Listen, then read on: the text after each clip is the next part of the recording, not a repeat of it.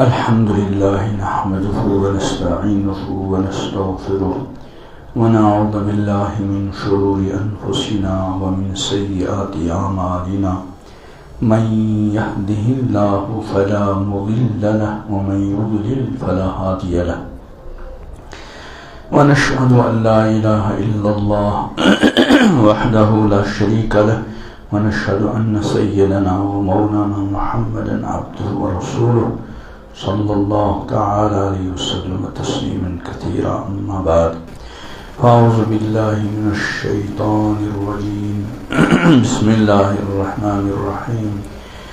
أولم نعمركم ما يتذكر فيه من تذكر وجاءكم النذير. صدق الله مولانا العظيم. اللهم صل على سيدنا محمد وعلى آل سيدنا محمد وأصحاب سيدنا محمد وبارك وسلم. یہ بات اس سے پہلے بار بار عرض کی جا چکی ہے کہ ہمارے پاس اہم ترین سرمایہ ہماری زندگی ہے، اور یہ زندگی کا سرمایہ مسلسل کم ہوتا جا رہا ہے. یعنی جتنی زندگی ہم کو دی گئی ہے دنیا میں رہنے کے لیے، روزانہ اس زندگی میں سے 24 گھنٹے کم ہوتے ہیں روزانہ. گزشتہ سوموار کو بتایا گیا تھا کہ نیا سال شروع ہو گیا. نئے سال کا پہلا مہینہ، اس دن 2 تاریخ تھی محرم، اور آج کیا تاریخ؟ 9. وہ کہ گزشتہ سوموار سے لے کر آج کی سوموار تک میری زندگی اور آپ کی زندگیوں میں سے 7 دن اور 7 راتیں کم ہو گئی، اور اسی طرح ایک ایک رات اور ایک ایک دن گزرتے گزرتے گزرتے ساری زندگی ختم ہو جائے گی، اور نہیں معلوم زندگی کا آخری دن کون سا ہوگا اور زندگی کی آخری رات کیسے ہوگی. زندگی تو باہر گزر جائے گی، لیکن کامیاب زندگی وہ ہے جو اللہ تعالیٰ کی مرضی کے مطابق گزرے.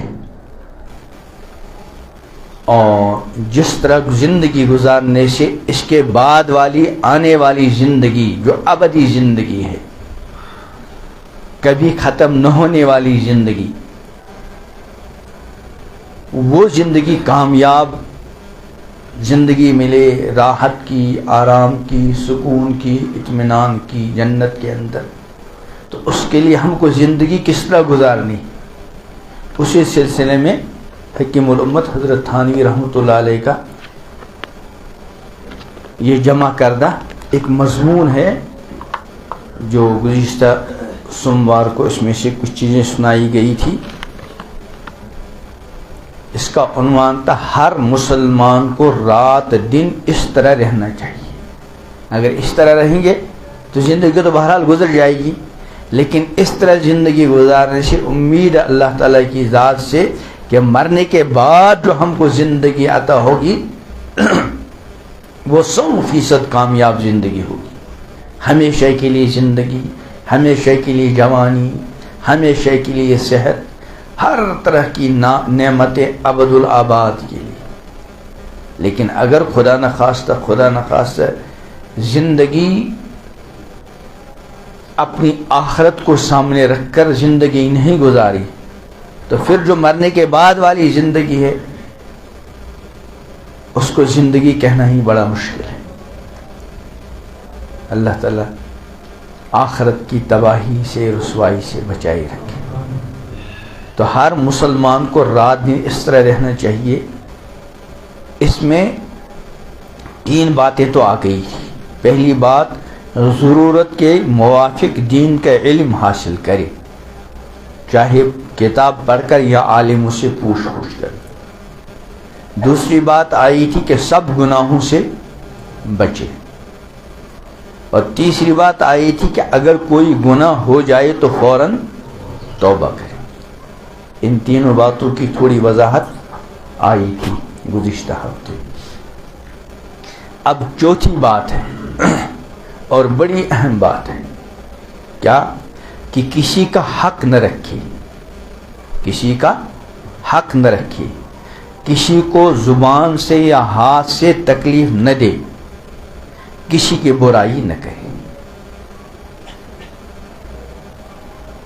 چونکہ حقوق دو طرح کے ہیں، ایک ہے حقوق اللہ اور ایک کیا ہے حقوق العباد. دونوں کی اپنی اپنی جگہ اہمیت ہے. لیکن حقوق اللہ کا معاملہ ہے، خدا نخواستہ کوئی گناہ ہو گیا جس کا تعلق حقوق اللہ سے ہے. اب آدمی نادم ہو گیا، شرمندہ ہو گیا، اللہ کی بارگاہ میں توبہ کی اور ارادہ کیا آئندہ یہ گناہ نہیں کروں گا، تو اللہ تعالیٰ کی ذات سے پوری امید ہے کہ وہ گناہ توبہ کرنے سے کیا ہو جائے گا معاف. لیکن اگر اس گناہ کا تعلق حقوق العباد سے ہے تو اس کی توبہ کے لیے یہ بھی لازم ہے کہ جس کی حق تلفی کی ہے، جس پر زیادتی کی ہے، جس کی برائی کی ہے، اس کا حق ادا کرے، اس کے سامنے اپنے آپ کو بدلے کے لیے پیش کرے یا اس سے معاف کرائے، پھر توبہ مانی جاتی. اس اعتبار سے حقوق العباد کا معاملہ کیا ہے بڑا نازک. حقوق اللہ معاملہ یہ ہے کہ ہم ہر وقت اللہ کے سامنے غلطی ہو گئی فوراً اللہ کی بارگاہ میں توبہ کی. اللہ ہر وقت موجود ہے اور اللہ تعالیٰ بندے کی توبہ سے خوش ہوتے ہیں. بلکہ رات کا آخری تہائی ہوتا ہے تو اللہ تعالیٰ اپنی شان کے مطابق آسمانی دنیا پر نزول فرماتے ہیں اور اللہ کی طرف سے ندا ہوتی ہے کوئی گناہوں کی معافی چاہنے والا اس کو معاف کر.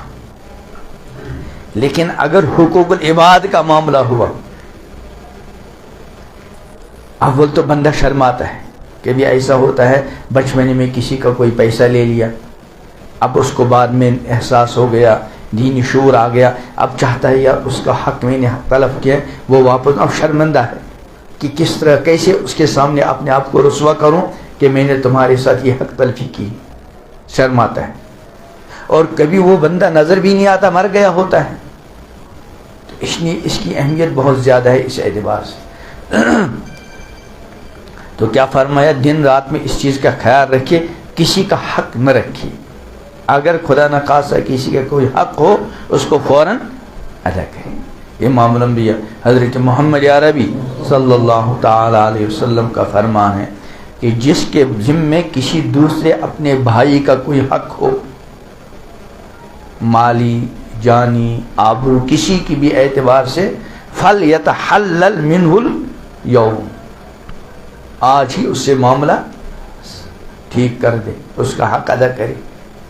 تکلیف پہنچائی ہو تو اپنے آپ کو پیش کرے کہ میں نے فلاں وقت اپنے آپ کو تکلیف پہنچائی ہے، آپ اس کا بدلہ لیجیے. امام الانبیاء حضرت محمد عربی صلی اللہ تعالی علیہ وسلم کے بارے میں وہ آتا ہے روایات میں کہ ایک موقع پہ آپ نے اپنی مقدس دنیوی زندگی کے آخری ایام میں کہ بھائی اگر کسی کو اس طویل عرصے میں کوئی تکلیف وغیرہ پہنچی ہو تو آ کر بدلہ لے لے. 3 بار اعلان فرمانے کے بعد ایک صحابی کھڑے ہوتے ہیں اور عرض کریں یا رسول اللہ، ایک موقع پر سب بندی کے دوران آپ نے چھڑی سے مجھ کو چونکا دیا تھا.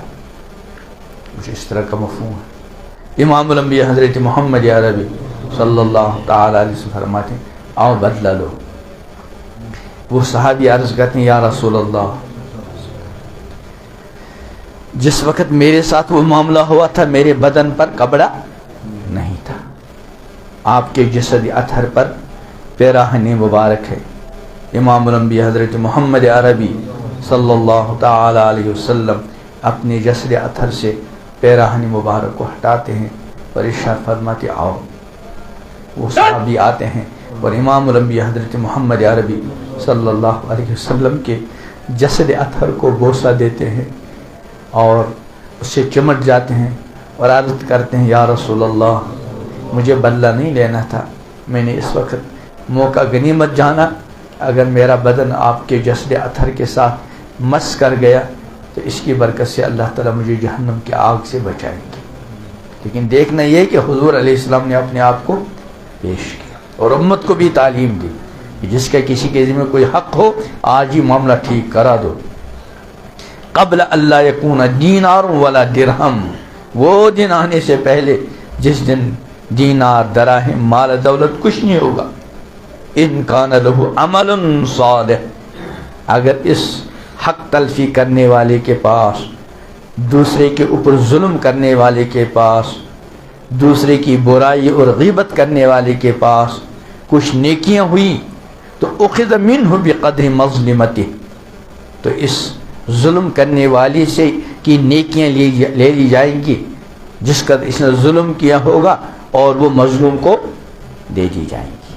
فَإِن لَمْ يَكُنْ لَهُ حَسَنَاتٌ، اگر نیکیاں تھی ہی نہیں یا نیکیاں تھی لیکن وہ ختم ہو گئی لیکن ابھی سارے حقوق ادا نہیں ہوئے تو فرما اخذ من سیئات صاحبہ فحمل علیہ، اس مظلوم کے گناہ اٹھا کر اس ظالم کے کھاتے میں ڈال دیے جائیں. اسی لیے ایک موقع پہ امام الانبیاء حضرت محمد عربی صلی اللہ تعالی علیہ وسلم نے ارشاد فرمایا اتدرون من المفلس، جانتے ہو مفلس اور نادار کس کو کہتے ہیں؟ صحابہ نے عرض کیا من لا دینار لہ ولا متاع یا رسول اللہ صلی اللہ علیہ وسلم، ہم تو نادار اور مفلس اس کو سمجھتے ہیں جس کے پاس مال دولت نہ ہو. لیکن امام الانبیاء حضرت محمد عربی صلی اللہ علیہ وسلم فرمایا نہ، میری امت کا مفلس کون ہے؟ فرمایا من یأتی بصلاۃ وصدقۃ وحج، میری امت کا مفلس وہ ہے جو دنیا سے نمازیں لے کر گیا، نمازی تھا، صدقہ لے کر گیا، سخی تھا، حج لے کر گیا، لیکن ساتھ ساتھ ضرب ھذا، فلاں کو مارا تھا، شتم ھذا، فلاں کو گالی دی، اخذ مال ھذا، فلاں کا مال لیا، کہنے پس یہ جس کا مال لیا تھا کچھ نیکیاں وہ لے کر جائے گا،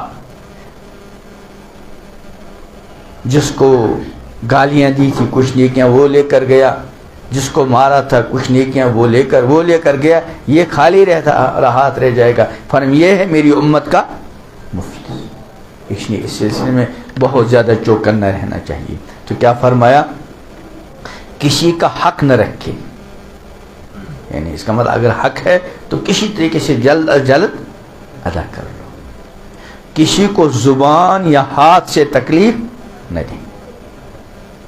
زبان ہاتھ سے عام طور پہ ہوتا ہے مطلب کسی طرح کی کوئی تکلیف نہ دیں، لیکن عام طور پہ یا تو زبان سے آدمی کسی کو کچھ کہتا ہے یا ہاتھ سے مارتا ہے. اس لیے ایک روایت میں المسلم من سلم المسلمون من لسانہ ویدہ، حقیقی مسلمان وہ ہے جس کے ہاتھ سے دوسرا مسلمان اور اس کی زبان اور ہاتھ سے کیا رہے؟ محفوظ. مسلمان کا اس لیے کہا عام طور پر مسلمان کا مسلمان ہی کے ساتھ معاملہ رہتا ہے. اس کا مطلب یہ نہیں کہ کسی غیر مسلم کو تکلیف دے، غیر مسلم کو بھی اپنی طرف سے بالکل معمون رکھنا ہے. بلکہ حدیث میں یہ آتا ہے کہ وہ مومن ہی نہیں،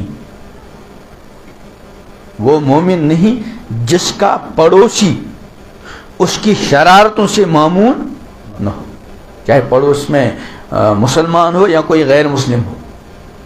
اگر اس کو یہ کھٹکا لگا رہتا ہے کہ میرا یہ پڑوسی ہے، اس کی طرف سے مجھے کوئی بھی کبھی بھی کوئی تکلیف پہنچ سکتی ہے، کہ نہیں، پھر یہ حقیقی معنی مسلمان زبان سے کلمہ پڑھتا ہے لیکن اپنے پڑوسی کو اس کی طرف سے کیا ہے؟ خطرہ لاحق ہے، چاہے وہ غیر مسلم پڑوسی کیوں نہ ہو.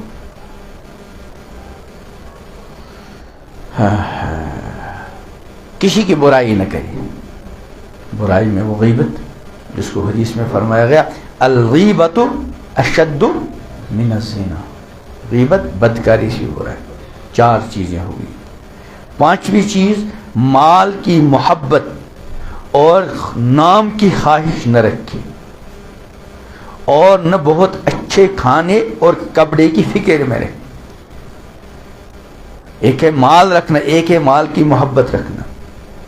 مال رکھنا جائز ہے لیکن مال کی محبت بیماری. فرمایا حب الدنیا رأس کل خطیئہ، دنیا کی محبت تمام گناہوں کی وہ ہے کہ جڑ اور بنیاد ہے۔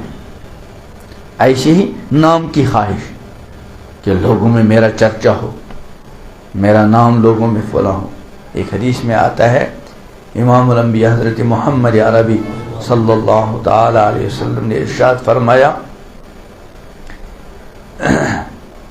کہ دو بھوکے بھیڑیے جن کو بکریوں کے ریوڑ میں ڈال دیا گیا، بھیڑیا تو ویسے بھی بھیڑ بکریوں کا دشمن ہوتا ہے، بھوک بھی نہ ہو تب بھی چیر پھاڑ کا معاملہ کرے گا، لیکن اگر وہ بھوکا ہے پھر ایک نہیں بلکہ کتنے ہیں؟ دو، اور ان کو بھیڑیوں کے ریوڑ میں ڈال دیا، کتنی تباہی مچائیں گے کہ نہیں؟ کچھ کھائیں گے اور جتنا کھائیں گے اس سے زیادہ تباہی مچائیں گے۔ بھیڑیے کا پیٹ تو ایک بھیڑ سے بھرے گا، لیکن اگر دو بھوکے بھیڑیوں کو بھیڑ کے یا بکریوں کے ریوڑ میں ڈال دیا جائے، درجنوں کو زخمی کریں گے، خراب کریں گے اور کسی کو کھا بھی لیں گے۔ فرمایا جتنا دو بھوکے بھیڑیے بکریوں کے ریوڑ میں ڈال دیے جائیں، جتنی تباہی ان بکریوں کو وہ مچائیں گے اس سے زیادہ تباہی ایمان والے کے دین کو کون سی چیز پہنچاتی ہے؟ ایک تو مال کی محبت اور ایک جاہ کی محبت۔ کسی کے دل کے اندر مال کی کیا ہے؟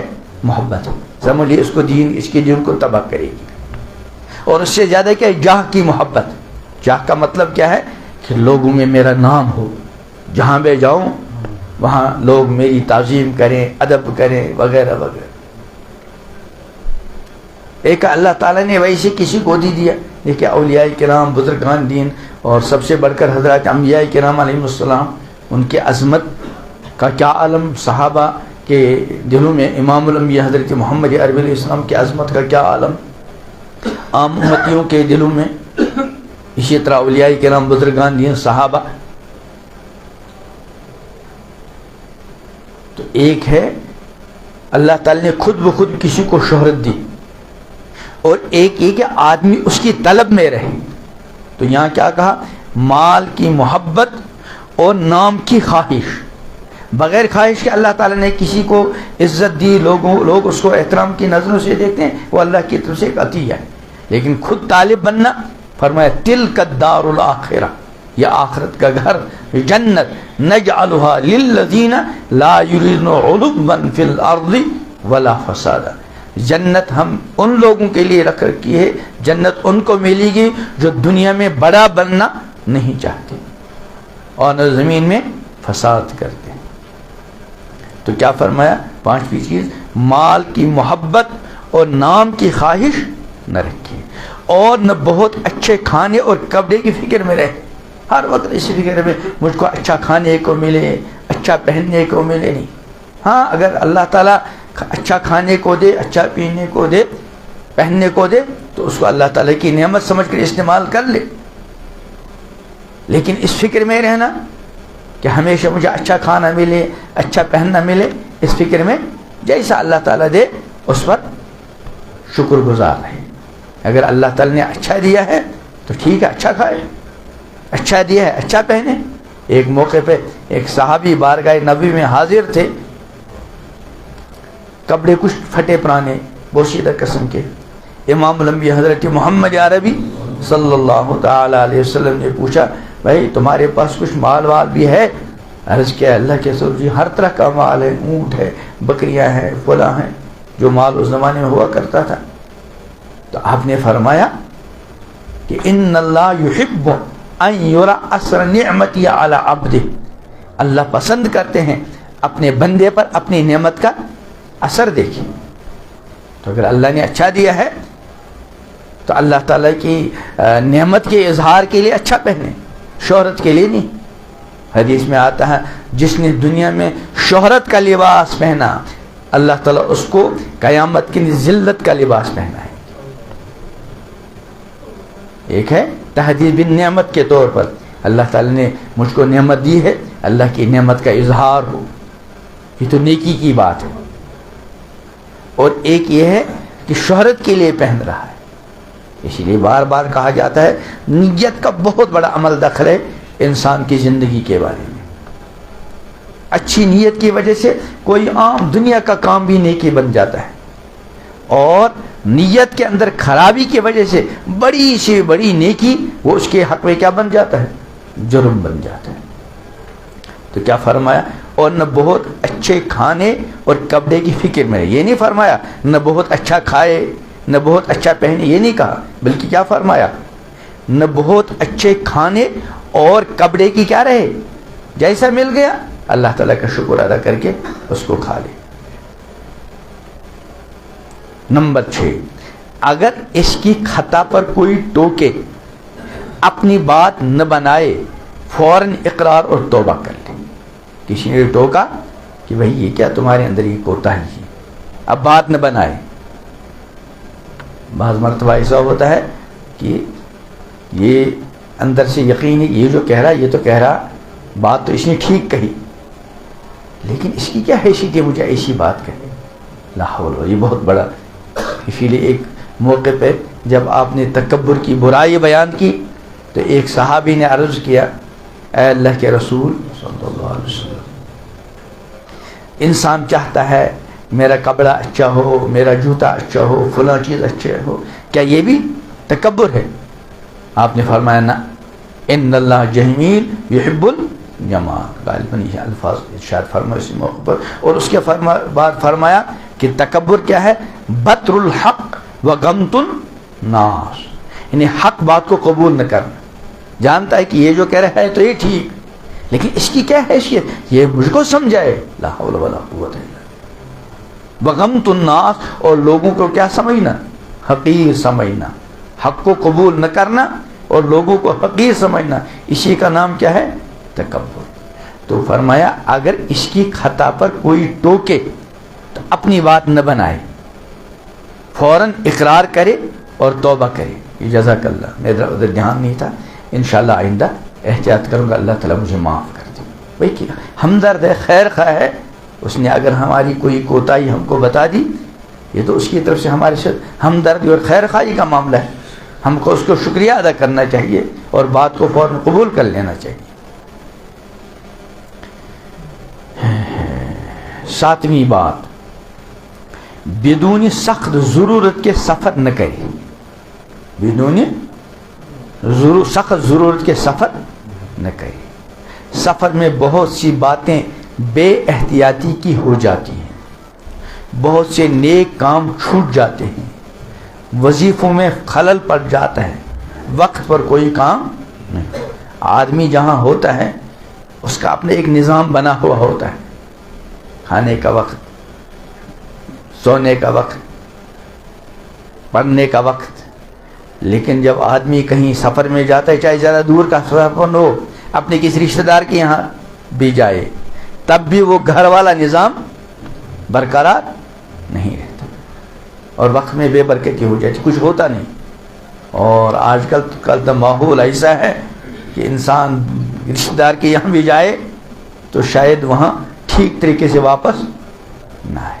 حتی الامکان احتیاط کرنی. خاص کر مجھے یاد ہے ایک دوست اس وقت ہمارے یہاں ہی ہیں، ان کو کل اپنی والدہ کے ساتھ کہیں جانا تھا، مغرب سے عشاء تک وہاں کوئی تقریب وغیرہ، کوئی اور لوگ بھی ہوں گے، تو آدمی کو جو فکر پڑ جاتی ہے تو انہوں نے مجھے فون کیا، اگر میں وہاں جاؤں پتہ نہیں وہاں بد نظری ہو جائے کیا ہو جائے. میں نے کہا آ جاؤ.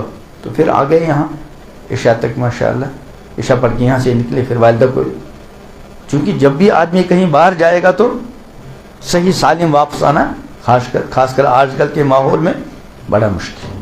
اسی موقع لیے حضور علیہ السلام سے ایک مرتبہ کسی صحابی نے عرض کیا، یا رسول اللہ صلی اللہ علیہ وسلم مجھ کو کوئی نصیحت فرمائیے. اور مختصر آپ نے 3 نصیحتیں فرمائی. اس سے پہلے بھی آ گئی یہ بات، لیکن جب آدمی کوئی بات بار بار سنتا ہے تو پھر عمل بھی نصیب ہوتا ہے. اور جب بھی بات سنیں تو عمل کی نیت سے، یہ جو میں نے سلسلہ شروع کیا ہے گزشتہ ہفتے، شاید اس وقت بھی میں نے بتا دیا تھا، ہم یہ نیت کر کے پڑھیں اور سنیں کہ جس طرح ہم کو اس میں کہا گیا انشاءاللہ ہم اپنی زندگی کے رات اور دن اسی طرح گزاریں گے. اس طرح زندگی گزارنے سے آخرت کی زندگی تو کامیاب ہے ہی، دنیا میں بھی انشاءاللہ چین و سکون والی زندگی نصیب ہوگی. قرآن پاک میں من عمل صالحا من ذکر او انثى وهو مؤمن فلنحيينه حیاتا طیبہ. اور ایک آیت ہے الذین آمنوا تطمئن قلوبهم بذکر اللہ الا بذکر اللہ تطمئن القلوب. ذکر اللہ سے مراد صرف لا الہ الا اللہ، وہ تو ہے ہی لا الہ الا اللہ، تیسرا کلمہ درود شریف استغفار. لیکن ذکر اللہ میں یہ بھی ہے کہ بندہ رات دن کے اوقات میں اس بات کا لحاظ رکھے مجھ سے اللہ کی مرضی کے خلاف کوئی کام نہ ہو، یہ بھی ذکر اللہ ہے. تو فرمایا بدون سخت، تو کیا فرمایا اس وقت نصیحت جو فرمائی، 3 نصیحتیں فرمائی. پہلی نصیحت کیا فرمائی؟ املک علیک لسانک، اپنی زبان کو قابو میں رکھو. یہ زبان بہت بڑی نعمت بھی ہے اور بڑے خطرے کا معاملہ بھی. اسی لیے امام الانبیاء حضرت محمد عربی صلی اللہ علیہ وسلم کا فرمان ہے من یضمن لی ما بین لحییہ وما بین جنبیہ ازمن لہ الجنہ. یہاں اگر کوئی کہے بھئی تم ملازمت چاہتے ہو نا، تم 4 کام کر لو میں تمہیں ملازمت دلا دوں گا. اور ملازمت کا مطلب کیا ہے کہ نوکری کر کے کھاؤ گے بھی ہو. ہم کہیں گے 4 کام تو 10 کام کریں گے، ہم نے تو 20 سال اسی لیے لگائے. آپ 10 باتیں 4 کام ہم تو 10 کریں گے. اور یہاں حضور علیہ السلام فرمائے کل 2 کام کرو. اور ضامن کس کا بنوں گا؟ جنت کا. نوکری جو ملے گی کتنے سال کے لیے ملتی ہے؟ 30-35 سال، اس کے بعد ریٹائر، پھر مر جاتا ہے آدمی. اور حضور علیہ السلام جس جنت کا وعدہ فرما رہے ہیں وہ کتنے سال کے لیے؟ ابدالآباد. اور بڑھاپا کچھ نہیں آئے گا، ہمیشہ ماشاءاللہ جوان رہیں گے، صحت مند تندرست. اور کیا کیا ملے گا اس کی تفصیلات ہیں. تو کیا فرمایا من یضمن لی ما بین جنبیہ وما بین لحییہ وما بین جنبیہ ازمن لہ الجنہ. حضور علیہ السلام فرماتے ہیں جو میرے لیے 2 چیزوں کی ضمانت لے لے، 2 چیزوں کا عہد کرے. ایک تو جو اس کے 2 جبڑوں کے درمیان زبان، یعنی اس کا شریعت کے خلاف اللہ کی مرضی کے خلاف زبان کا استعمال نہ کرے. اور جو چیز اس کے 2 ٹانگوں کے درمیان مراد ہے شرم کا، اس کا غلط استعمال نہ کرے. حضور علیہ السلام فرماتے ازمن لہ الجنہ، میں اس کے لیے جنت کی ضمانت لیتا ہوں اور اس کو جنت کی گارنٹی دیتا ہوں. تو کیا فرمایا اس نصیحت میں؟ پہلی نصیحت املک علیک لسانک، اپنی زبان کو قابو میں رکھو. اور دوسری نصیحت اسی پر یہ آئی تھی وَلْيَسَعَكَ بَيْتُكَ، تمہارے لیے تمہارا گھر کافی ہو، تم کو تمہارا گھر سمائے. مطلب کیا ہے کہ بلا وجہ گھر سے باہر نہ جائے. علماء نے یہ بھی بیان کیا کہ گھر کے اندر تھوڑی وسعت ہو. اگر گھر میں 1-2 ہی کمرے ہیں تو دقت تو ہو ہی جاتی ہے. اگر گھر میں کشادگی ہو، 1-آدھ کمرہ جہاں آدمی جا کر اپنا تنہائی میں کبھی تلاوت ذکر اور دعا اور دوسری چیزیں کر سکتے ہیں، پھر اس کو باہر جانے کی ضرورت زیادہ نہیں پڑتی. تو کیا فرمایا بلا ضرورت سفر نہ کرے. گھر کے اندر ایک نظام بنا ہوا ہوتا ہے، جب باہر جاتا ہے تو وہ متاثر ہو جاتا ہے. اور ویسے گھر کے اندر رہنے کا نظام بنا لینا چاہیے. نظام الاوقات جس کا ٹائم ٹیبل کہتے ہیں، اس سے وقت میں بہت برکت ہوتی. یہ جو ہمارے علماء اسلاف اکابرین نے اتنے بڑے بڑے کام کیے ہیں، انسان کی عقل حیران ہو جاتی ہے. حضرت حکیم الامت تھانوی رحمۃ اللہ علیہ کے 1000 کی کتاب، ان کی قریب ان کی تصنیفات کتابیں لکھی کہاں سے. اور اس سے پہلے امام غزالی رحمۃ اللہ علیہ، علامہ سیوطی، وہ بڑے بڑے اکابرین. وجہ کیا ہے؟ وہ اپنی زندگی کی بہت قدر اور نظام الاوقات کا بہت لحاظ. حضرت حکیم الامت مولانا اشرف علی تھانوی رحمۃ اللہ علیہ، ان کے ہاں ان کے استاد آئے حضرت مولانا محمود حسن شیخ الہند رحمۃ اللہ علیہ، جو دارالعلوم دیوبند کے پہلے فاضل اور پہلے فارغ ہیں، حضرت تھانوی رحمۃ اللہ علیہ ان کے شاگرد ہیں، اور بڑے بڑے علماء ان کے علامہ انور شاہ کشمیری رحمۃ اللہ علیہ وہ بھی حضرت شیخ الہند کے شاگرد ہیں، حضرت تھانوی ان کے شاگرد ہیں۔ تو استاد آئی دیوبند سے تھانہ بن حضرت کے پاس اپنے شاگرد کے پاس، ہم جیسوں کے پاس بھی استاد آ جاتا ہے تو ہم تو سب کچھ بھول جاتے ہیں۔ حضرت تھانوی تو تھانوی تھے، فوراً گئے حضرت کے پاس، ان کی خبر کی، ان کو آرام سے بٹھلایا۔ اس کے بعد عرض کہ حضرت میرا جو نظام الاوقات ہے، یہ وقت میرا بیان القرآن کی تفسیر لکھ رہی تھی کہ میرے 24 گھنٹوں میں یہ وقت جو ہے یہ میرا بیان القرآن لکھنے کا ہے، اگر آپ کی طرف سے اجازت ہو تو میں اپنا یہ معمول پورا کروں۔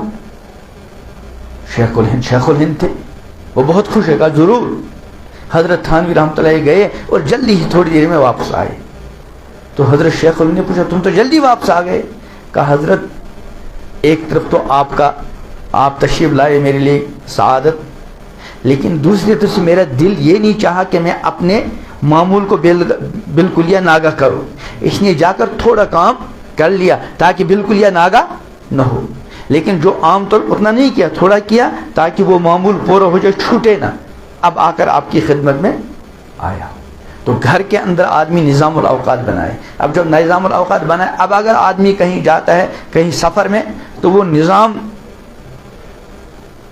وہ برقرار، اس میں کچھ نہ کچھ خلل آ جاتا، اس لیے فرماتے ہیں بلا ضرورت سفر نہ کرے، سفر میں بہت سی باتیں بے احتیاطی کی ہو جاتی ہیں، بہت سے نیک کام چھوٹ جاتے ہیں۔ اب ہم لوگ تو ایسے ہیں نہیں کہ سفر میں بھی پورے معمولات کے پابند رہیں۔ حکیم الاسلام حضرت مولانا قاری طیب صاحب رحمۃ اللہ علیہ جو دارالعلوم دیوبند کے محتمم تھے، اور تقریباً 60 سال تک دارالعلوم دیوبند کے منصب اہتمام پر فائز رہے۔ ان کا معمول تھا کہ وہ مغرب کے بعد پابندی کے ساتھ نفلوں میں 3 پارے پڑھا کرتے تھے، اور پھر انہوں نے اس کی وجہ بھی بیان کی۔ ایک مرتبہ مولانا رحمۃ اللہ صاحب نے بھی سنائی، اور بھی پہلے سنا، کہ ان کے حضرت نانوتوی رحمۃ اللہ علیہ کے صاحبزادے تھے حافظ احمد صاحب، جو قاری طیب صاحب کے والد ہیں۔